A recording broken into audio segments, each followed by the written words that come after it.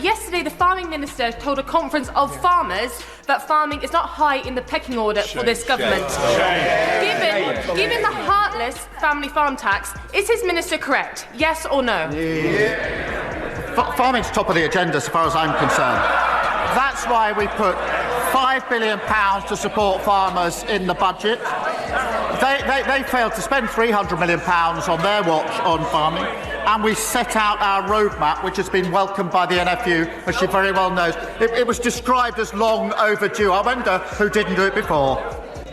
The ministerial code says that ministers who knowingly mislead the House should resign. Yeah. Why is he still here? Chaos erupted in the UK Parliament as MPs shouted, "Shame, shame," at Keir Starmer after he was accused of what many are calling a blatant lie. The opposition was livid. The Speaker struggled to restore order, and the House of Commons turned into a battleground of outrage as Starmer scrambled to defend himself. The truth is, the country is paying the price of this endless cycle of chaos and distraction. The Tory economic crash means that millions of mortgage holders will pay thousands of pounds more next year. And the blame lies squarely at the door of a government more focused on the internal wars of the Tory party than the needs of the country. Does he not think that those responsible should hang their heads in shame? So what exactly did he say? That's why we put PS5 billion to support farmers in the budget. They failed to spend $300 million on their watch on farming. And we set out our roadmap, which has been welcomed by the NFU. As she very well knows, it was described as long overdue. I wonder who didn't do it before. But he's suddenly taken such a keen interest in Greek culture, when he's clearly become the man with the reverse Midas touch. Everything he touches turns to... Maybe the Home Secretary help me out here. Rubbish. So will the Prime Minister do the country a favour? We'll have to check the tape again, Mr. Speaker, I think. So will the Prime Minister do the country a favour, warn us what he's planning next, so we can prepare ourselves for the disaster that will inevitably follow? The facts speak for themselves. The standards went up under Conservative governments. What we need to know is who is benefiting. Mr. Speaker, everyone is asking who is benefiting from these changes. It's not teachers. Their pay is being capped. It's not parents. Their choices are being restricted. It's definitely not children. Their outcomes will get worse. So who is benefiting? It's the trade unions. The National Education Union. The National Education Union sent out a tick list proving that after a decade and a half, they are finally getting their way. Why is the Education Secretary allowing trade unions to run her department and ruin children's education? It began as a routine parliamentary debate. Starmer stood at the dispatch box delivering what seemed like a well-prepared speech. His tone was assured, his words carefully chosen. But then it happened. He made a claim meant to bolster his argument. There was just one problem. It wasn't true. Alicia Cass. Mr. Speaker, the Prime Minister said during Prime Minister's question in answer to the Leader of the Opposition that it was not correct that the current government has postponed the implementation of the Foreign Influence Registration Scheme. Yet on the 14th of August, the government website was updated and a statement was proactively issued by the Home Office stating that the first scheme will no longer expected to come into force in 2024. This is a postponement. So please can you insist the Prime Minister returns to the House to correct the record and make sure that we are not misled? What I want to say to the Honourable Lady, she's been here long enough, and let me at least finish before you start chipping back at me.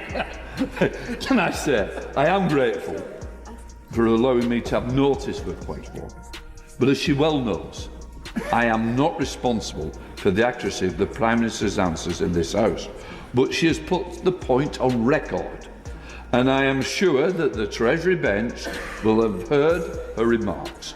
And let us see where we go from there. The moment the words left his mouth, a ripple of murmurs swept through the chamber. MPs exchanged glances, some shaking their heads in disbelief, and then boom, the uproar began. Shame.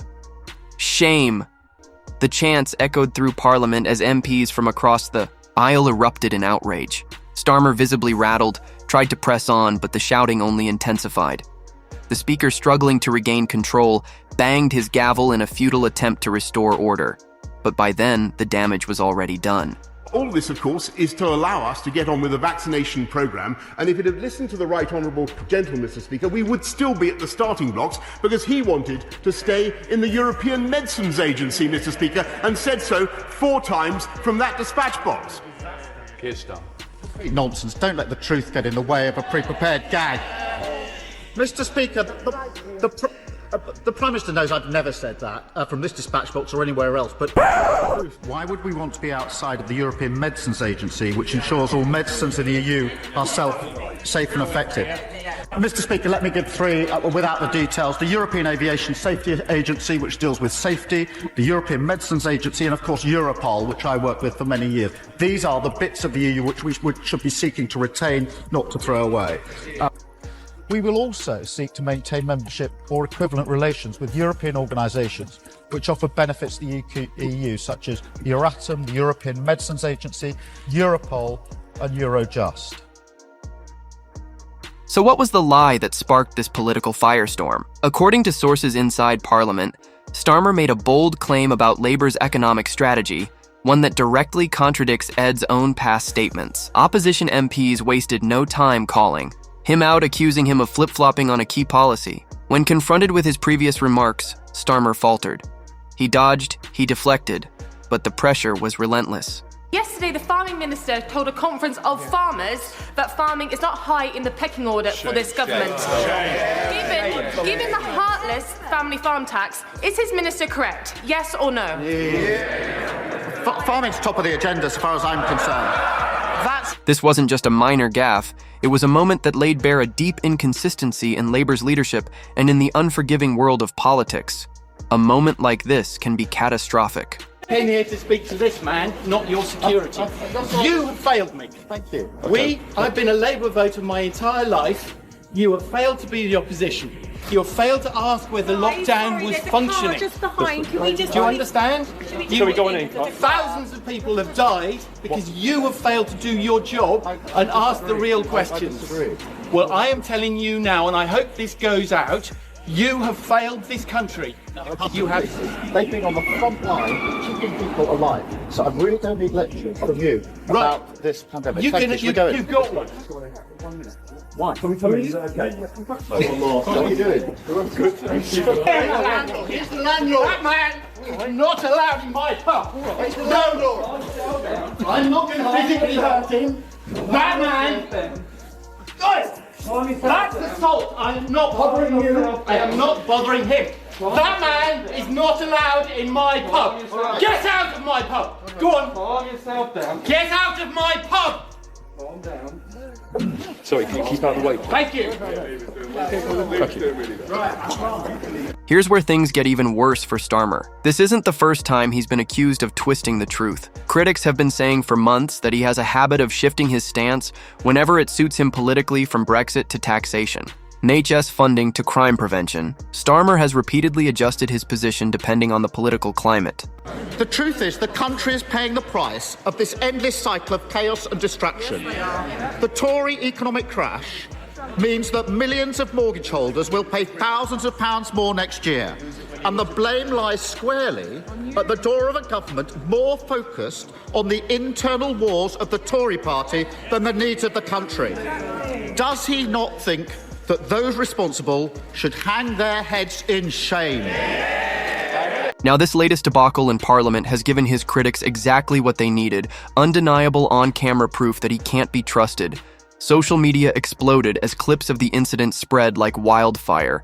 Hashtags like Starmer lies and shame on Starmer began trending. Even some of his own supporters admitted it was a terrible look. Just getting back to this defence budget, Starmer knew he wasn't going to put that up. I don't care what anyone says. He will have predicted, he'll have enough experts whispering in his ear saying this is the situation. He more than implied that, you know, the defence departments were going to get a fair share of money. They were going to be up in the ante. There was going to be new investment with them, bearing in mind the decline they've been in for the last 12 years or so, and it ain't going to happen. And you know what? He knew it wasn't going to happen. That almost verges on lie. But let's talk about the bigger picture. Public trust in politicians is already at rock bottom. People are fed up with leaders who say one thing and do another. And when a politician is publicly exposed like this, when an entire parliament rises up to shame them, that's not something voters easily forget.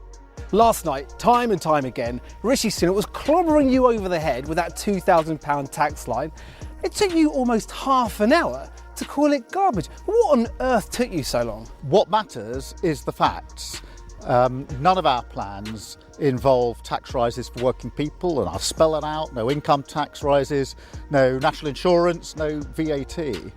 But what emerged from last night, and this is a very important takeaway, is that the Prime Minister of the United Kingdom, with his back against the wall, desperately trying to defend their record in office, resorted to lies, and he knows he was lying. And I don't say that lightly. Lying about our plans, lying about waiting lists, and lying about votes. And therefore the choice at the election is even clearer now, which is to turn our back, turn a page on the lies, the division and the chaos of the last 14 years and rebuild the country with Labour. Some are already asking, could this be the moment that weakens Starmer's hold on the Labour Party? Could this controversy give his rivals the opening they need to challenge his leadership?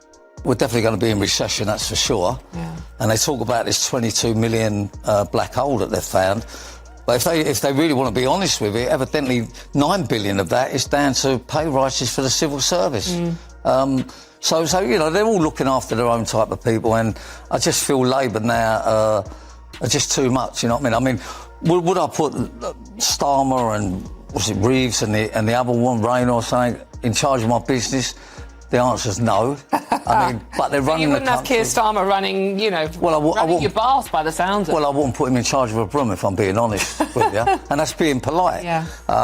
You know, they're just absolutely, they're not for the working people. They're all for giving money for people that don't contribute nothing. Are you now feeling the pressure? Because I think there's a petition that's currently Your approval online ratings have dropped. 1.9 people who want the election to go again. It's now Is it 2 million now? It's now just over 2 million. Do you feel the pressure? Look, I remind myself that very many people didn't vote Labour at the last election. I'm not surprised that many of them want a rerun. That isn't how our system works. Here's where things get even worse for Starmer. This isn't the first time he's been accused of twisting the truth. Critics have been saying for months that he has a habit of shifting his stance whenever it suits him politically, from Brexit to taxation, NHS funding to crime prevention. Starmer has repeatedly adjusted his position depending on the political climate.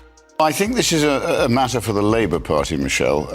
When you ride to power on the sort of preachings of sort of probity, honesty and reforming the way in which Parliament operates, and then you see grubby little WhatsApp groups like this happening, you do ask yourself, why would they do that? And I think a lot of people get their lead from their leader. And I personally think Keir Starmer is extremely duplicitous. I think this is a duplicitous way to lead your life. And for me, Labour have got to deal with it in the way they decide to deal with it. And if you follow through from what they said before the election, they really should take some quite radical action. But that's a matter for them. What do you determine to be radical action? Well, I think, as Barry says, they've got to have an internal investigation. There are clearly other people on this WhatsApp group. I don't know the facts, but if some of this stuff is true, then it's pretty damning towards their constituents. But in answer to your question on by-elections, I've had a look. It would be a juicy by-election in Mr. Gwynn's seat. So I think it would be for us manna from heaven if he were to resign, or any of the others were to resign. It's a perfect time for us to be fighting by-elections. So arguably an own goal by the Labour Party, but I think it's a matter for them.